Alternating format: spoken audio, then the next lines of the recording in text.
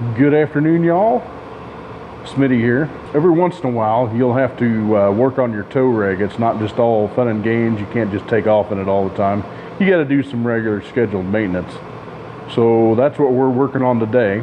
I know that one thing that I've got an issue with is I've got a front wheel bearing making some noise, so we're going to check that out. And it seems like it's been a little loose here lately driving down the road.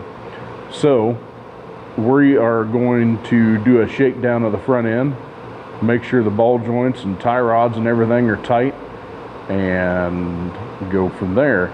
Got some other things to show you too, but we'll wait till we get it up in the air. So let's get to it. Okay. Now more than likely you'll get to hear our wonderful air compressor, because it's not exactly the most quiet thing. All right, to do this, you want to get it underneath. To check your ball joints, you want to get underneath this control arm and lift just enough to get the tire off the ground to where you can get a bar underneath of it.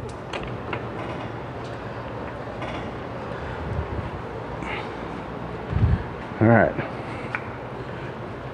Now to check the ball joint, slide this bar underneath the tire and lift up on it. And if you've got one loose, you'll feel it move, which I don't feel anything there. So then you can push in and out on the top of your tire, and if it doesn't move, then that means your ball joints and everything are good. Side to side, that'll tell you if you got an idler arm or anything like that loose. This side seems to be pretty tight, so we'll do the same thing on the other side. These kneeling pads are great for the knees, especially when you work on concrete all the time. Same thing, side to side. Got a little bit of play, but nothing major. Top of the tire, and get underneath your tire again. Okay, now there is some play. You can feel it by putting your hand on the top of this tire. So the best way to do this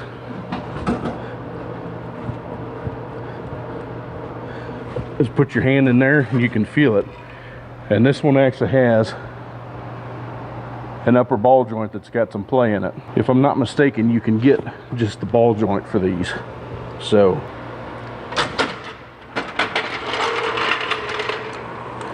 all right, let's get it up in there.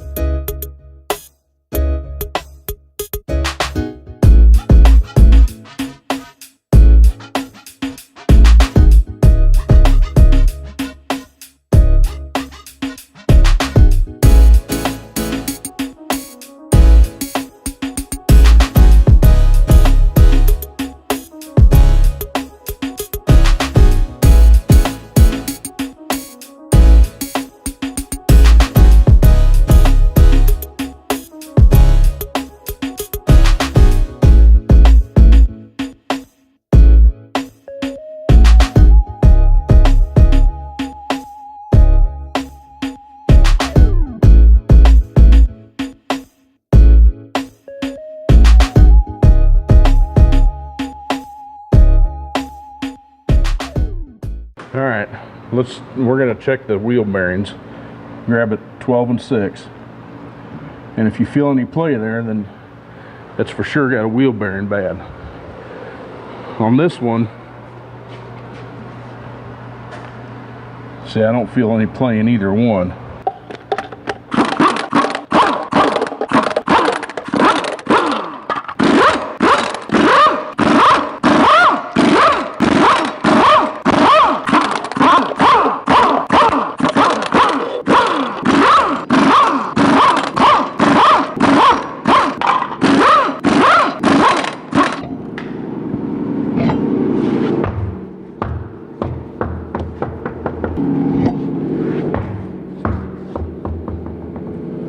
Okay, I was right. This is the hub that's been replaced. As you can see, you can't help but booger these covers up when you take them off. So this is the hub that's been replaced. And if you look at this other one, that cover's been undamaged. So I know that this is the side that hasn't been replaced yet. So we're going to replace this hub.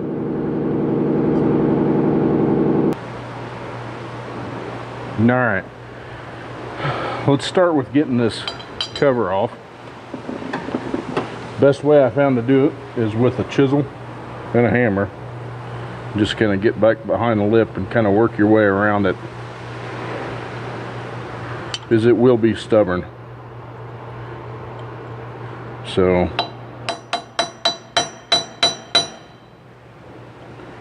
and if you can get it started, kind of work your way around to kind of loosen it up.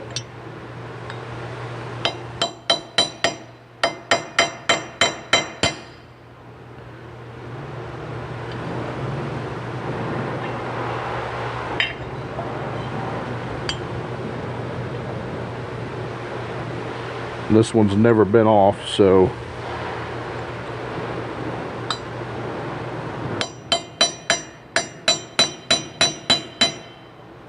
there, got a good lip started.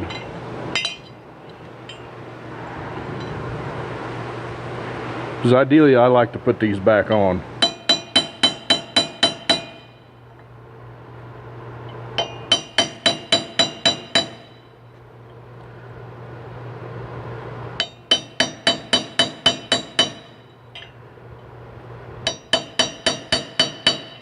Yeah, see, it's starting to walk itself out.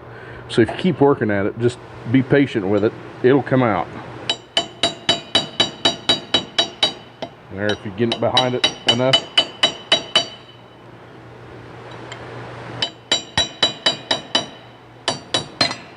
There you go. Now, I didn't booger it up too bad, so you'll be able to hammer that back flat and it'll still seal. Nut's a 36 millimeter. Buzz that off.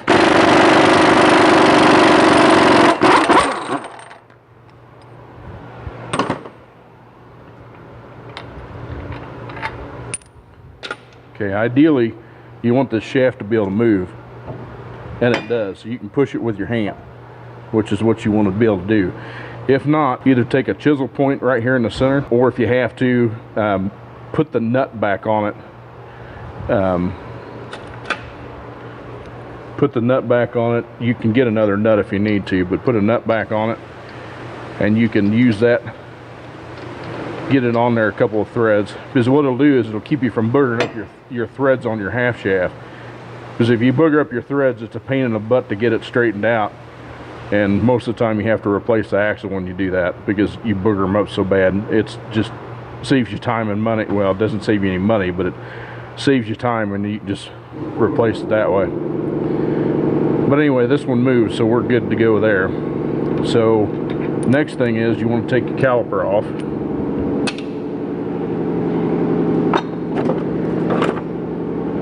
What I like to do is get behind here and just free up the pads a little bit so the caliper will come off a little bit easier. Now, this truck was originally from the Rust Belt of Missouri, so as you can see, it's got quite a bit of rust on it. But these two bolts are 18s.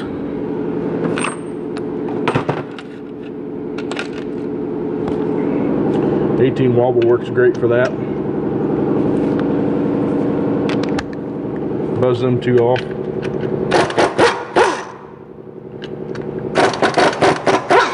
It's a good time to check your caliper slides too, to make sure that they got grease on them. These are a little dry, so I'll put some grease on them before I stick them back in. That way the caliper moves nice and free. Then pull your caliper off.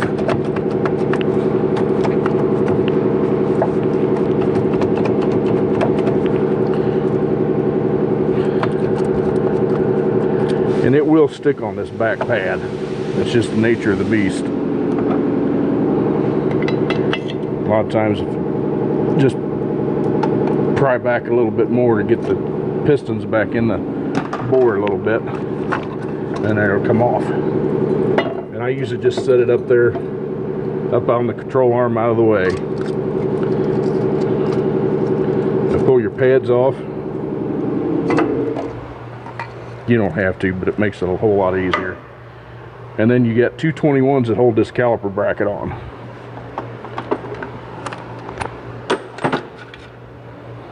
Let's pull the two 21s out.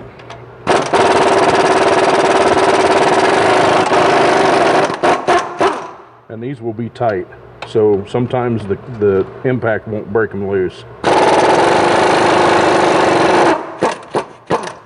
Sometimes you'll have to get the old Armstrong method in, but I usually Loctite these back in. These have been off before since I've done pads on it, so it's got Loctite on it. That's why they're stiff.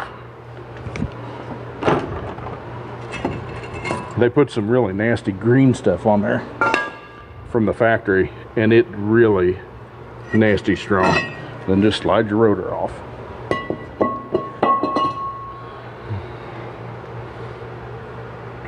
Okay, usually these will come with a new speed sensor. We have to look in the box here, we'll find out. Okay, here's our new one, and I don't like to buy cheap parts. I don't believe in them. This is actually a Timken bearing, which most of the Timken stuff is made in the US. That's another reason why I buy it. But as you can see, this one does come with a speed sensor already in it, so we need to take our original one off. There's a bracket right there. There's a clip right here. You push down on the top of that tab, it releases that way, and there's another tab on the bottom. You push up on that, and out it'll come just like that. Okay, this tool is a trim tool. Works pretty good for these clips. Just get underneath of them and pry up on it to pull that out of the control arm. There's one up here at the side of the shock tower. Snap it out. And then there's one up here underneath the fender liner, which is your actual connector. Pop that off, and then you can get to this plug right here. Pull that plug out, pull your harness all the way down. This poor girl needs some rust inhibitor. She's getting pretty mighty rusty. Anyway, all right, and then on the back side you've got 15 millimeters.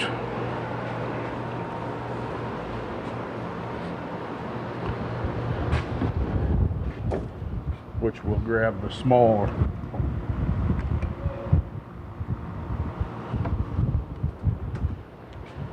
gun for those. And there's, on these 3/4 and 1 tons, there's actually four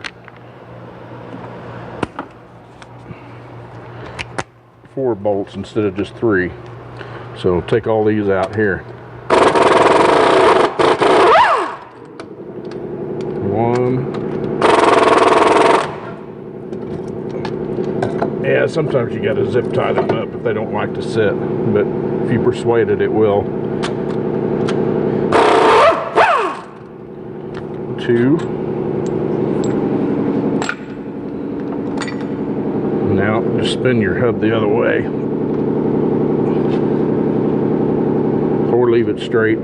You can leave it straight on this because you can still get to it.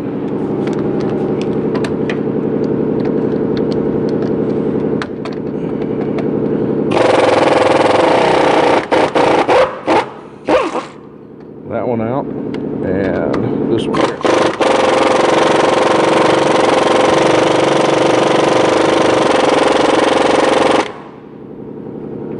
And of course the last one doesn't want to come out. Alright.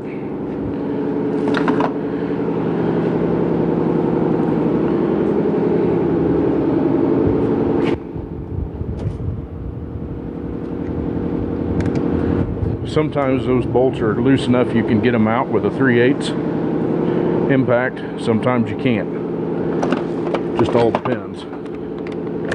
But I do have a 15 wobble. By the way, if you're working on this heavy stuff, don't try to do it with chrome sockets. You're taking a risk of hurting yourself, especially when they shatter. And of course the half-inch whips it right out of there. Alright.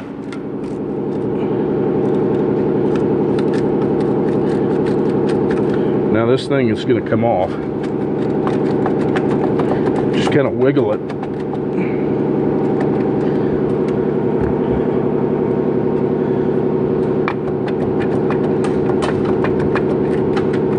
But since everything's so stinking rusty,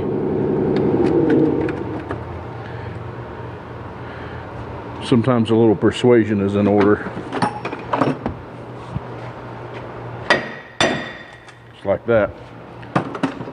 And make sure you get your harness on the other side of the shield there, so you don't. If you can get this one out, this one's not going to be salvageable because it's so rusty, but if you can get the bolt out of your speed sensor, it's a good idea to hang on to those. And then out comes your hub. Just that easy. And looking at the threads are good there, splines are good. So this shield has seen its better days. As you can see, it's starting to get a hole all the way through it. I'll go back and replace these at another time. You know, the truck is 17 years old. So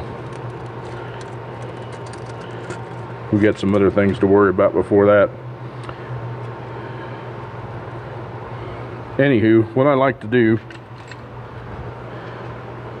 is, before I start putting a new one on, so I'll take a bolt, I'll take a couple bolts and stick in there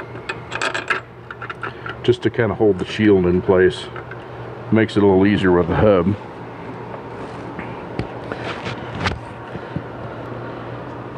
I'm cutting these little wire retainers here like that. And if you notice, it's already got all your push pins, brand new ones, already on it. So that's why you take it off the way you do, because it'll come with all that. And this goes towards the top. So just slide it back on there. And the splines all at one time. Put that behind your shield so you don't get it pinched. And then just hand start, if it'll let you, hand start your bolts. That way you don't run the risk of stripping them. This should start pretty easy. Yep, there's 2. There's 3.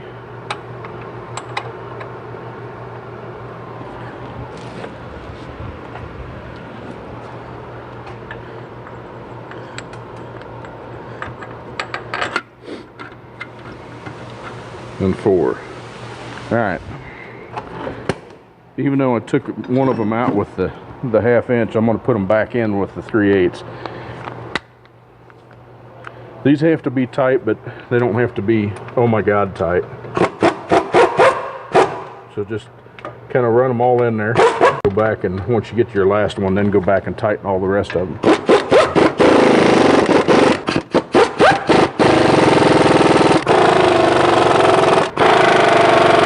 These are fine threaded bolts, so they don't have to be, they're going to be tight when you put them in there. That's just the way they are. Run your harness back up. It goes underneath the brake line. You've got a hole right there for this connector. Remember, you had the one on the side of the shock tower there. It's easier if you plug this in before you stick it up there, I can tell you that. And don't forget to plug it in, or you'll have an ABS light. That goes up there, and then there's a hole right on the back side of the shock tower where that goes. Okay. Now on this nut is 177 foot-pounds. You don't want to over tighten these wheel bearings, or you will cook a bearing. That's all there is to it. I mean, you will cook it. I'll show you a trick to how to tighten it. Sorry if you're looking at my backside. All right. And put your rotor back on.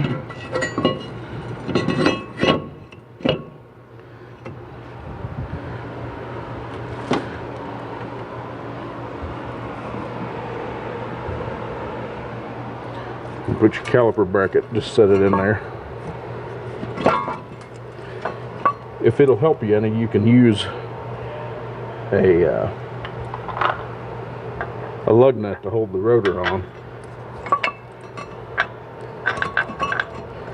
while you're working on this. I choose not to, but for now we're just going to put that bolt started in there. So we're going to put some red Loctite back on the caliper bracket bolts. So I'm going to put a little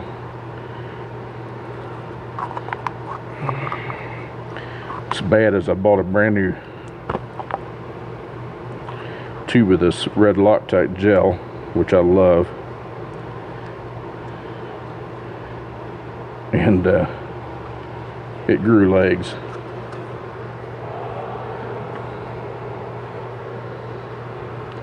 Anyway, put a little dab of red Loctite on there, put your bolt back in, and then take your other one back out and do the same thing.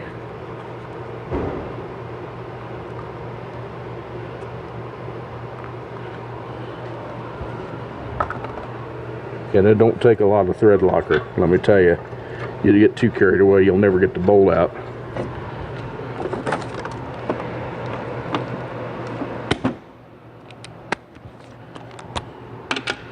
And run them back in until they're tight. They are tight. Easier for me to say.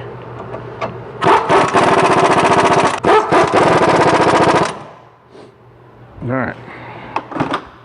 Put your pads back on. By the way, if you get these pads that have got just a squeaker, which is this little tab right here, if you get one of these pads that doesn't have a squeaker on it, it always goes on the outside. Your squeaker always goes towards the inside. And the reason behind that is you want to hear that pad's getting too thin before it gets into your caliper, or to your pistons itself. If it gets into your pistons, you're going to have a problem.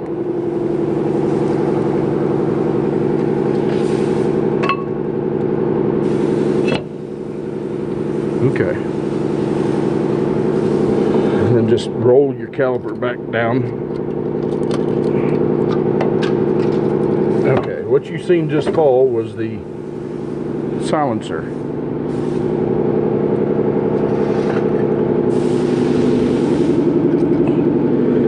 The silencer had seen its better days, but it's got to be on there, so if not, it makes your brakes squeal and drive you nuts.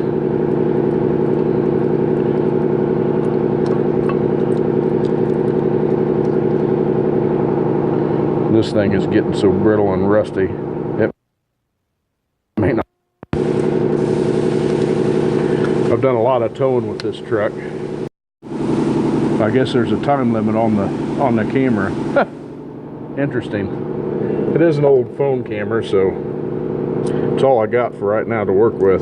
I wanted to try to get this out to you guys. Maybe I can teach you something, which is all I ever want to do. And I got some hot rod stuff I want to do too. I know you'll probably be more interested in that. But like I said, I mean, you have to have a reliable tow rig to be able to go and pull that race car or hot rod or whatever you want to do with it. Because without it, you ain't gonna tow it nowhere. All right, this is just some caliper grease, some high temperature caliper grease. Just kind of coat your bolts with it.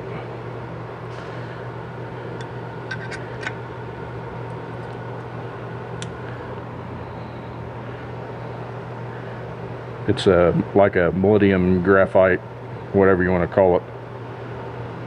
It's pretty nasty smelling stuff, but it works good.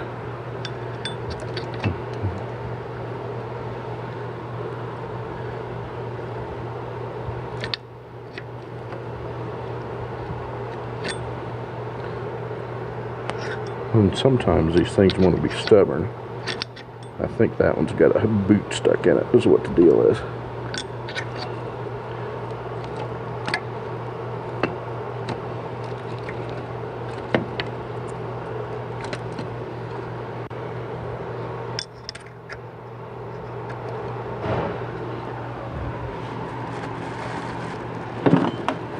You have to persuade these bolts a little bit. Yeah, there we go.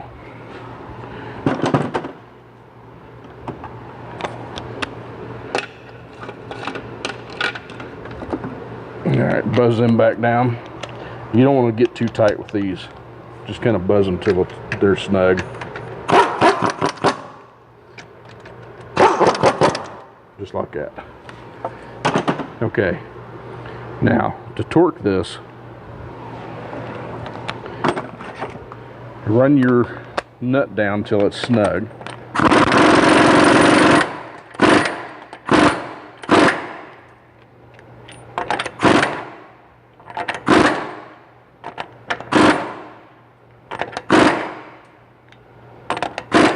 Basically what I'm doing is I'm gutting until I can't spin the washer anymore.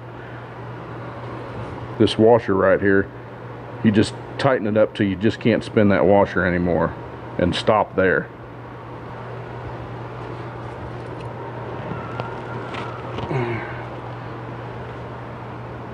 Alright, now you can see what I'm doing. So here's what I'm going to do. Take this screwdriver, and you can use a pick or not a pick, but a punch, metal punch or something, anything that'll lock in. You put it in the fins of the rotor against the caliper bracket, and then that'll hold it still while you tighten the nut. The spec on this nut's 177 foot-pounds. So tighten this dude up. That's it. That's all the tighter it gets.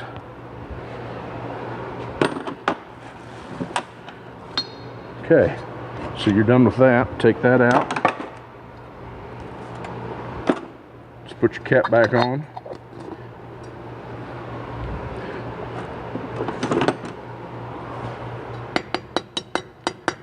And give it a little love tap there.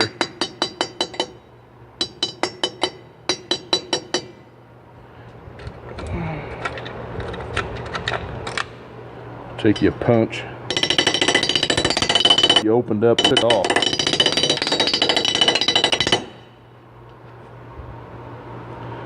And there you go. So you got your wire hooked up, it's all back up top. So at this point you're ready to put your tire back on. One thing, very important note, before you back out anymore, make sure to pump your brakes back up so you can pump this caliper back up. You'll get a surprise when you step on the pedal and it doesn't stop. So make sure when you're done with doing any kind of repair where you get a caliper off, make sure you pump your brake up before you back out. So we're done here, so let's put the tire back on.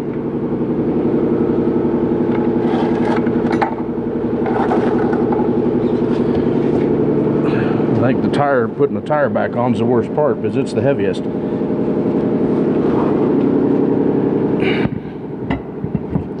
Especially when it's a 10 ply.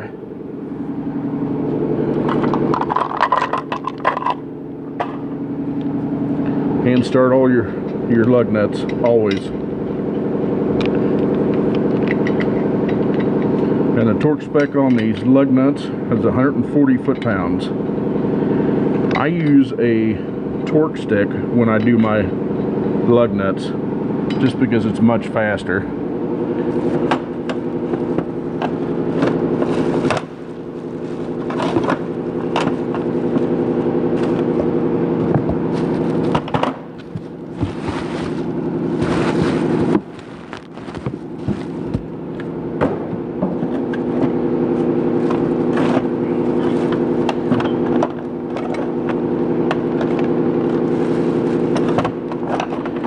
Because torque sticks go by colors.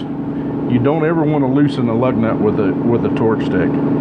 It will, I've seen guys shatter these, which is not a good thing.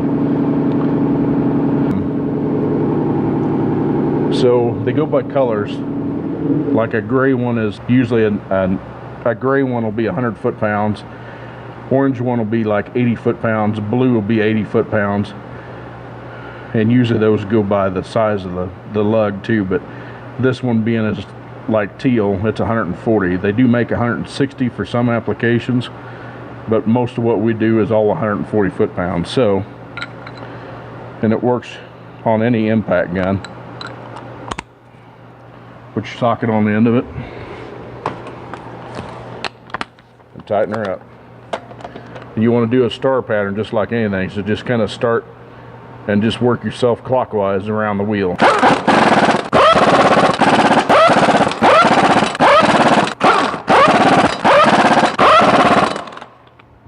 your cap back on.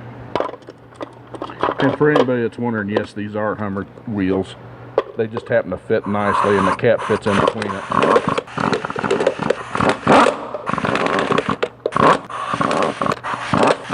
Just like that. And that's how you do hub bearing. It's similar for all the manufacturers. They're all similar, they all do about the same thing. So with that being said, that's about it for this video, I guess. Hey, if you like what you've seen, like and subscribe, follow. I don't have an Instagram yet. I'm working on it. I'm still young at this, but anyway, I hope I taught you something. Like I said, share it, like it, subscribe, hit that notification bell so when I post another video, somebody sees it. So we'll talk at you the next one. Bye.